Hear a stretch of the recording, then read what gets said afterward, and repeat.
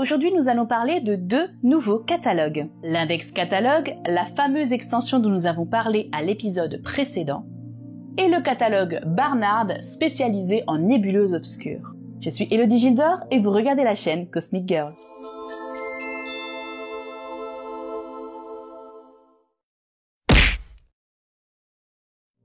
L'Index Catalogue, c'est donc une extension du catalogue NGC qui ajoute 5000 nouveaux objets à ce catalogue déjà extrêmement fourni.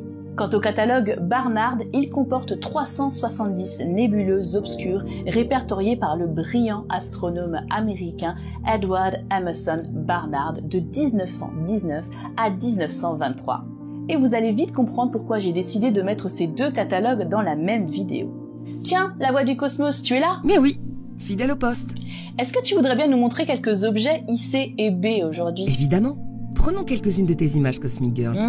Non, on va faire les choses un petit peu différemment aujourd'hui. Ah oui ? Eh oui, j'aimerais vous présenter le travail d'un astrophotographe que j'admire tout particulièrement et qui en plus d'être excellent, partage son savoir humblement sur les réseaux sociaux, y compris sur YouTube. Waouh, c'est génial. Alors, de qui est-ce que je dois télécharger les données ? Montre-nous les sublimes images de Mathieu Tecky. Nous allons commencer très fort avec la sublime constellation d'Orion. Dans la ceinture de notre chasseur géant, près de l'étoile la plus à l'est prénommée Alnitak, se trouvent plusieurs joyaux célestes. Au milieu, voici B33, alias la nébuleuse de la tête de cheval. Cette nébuleuse obscure s'étend sur 3 années-lumière.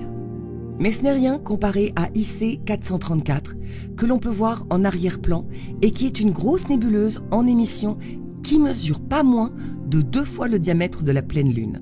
Ces deux objets forment un duo contrasté et très prisé par les astrophotographes. Pas vrai, Cosmic Girl ? En effet, ce sont des cibles très appréciées, mais qui sont pas pour autant simples à imager. Alnitak, dont nous a parlé la voix du cosmos, est une étoile extrêmement brillante. Elle pourra donc faire sur l'image des halos disgracieux ou des petits reflets, donc il faudra essayer de trouver un compromis pour vraiment gérer au mieux la présence de cette étoile dans le champ. Vous pourrez également profiter de rentrer dans le cadre une nébuleuse qui porte très bien son nom, la nébuleuse de la flamme, alias NGC 2024. Niveau matériel, ces cibles seront accessibles qu'à partir d'appareils photo défiltrés partiels ou total, sachant que la plupart des informations seront contenues sur la couche H-alpha. Voici maintenant la nébuleuse de la Méduse. Vous voyez ici un rémanent de supernova particulièrement brillant et imposant, puisque sa taille angulaire est d'1,5 fois le diamètre apparent de la Lune.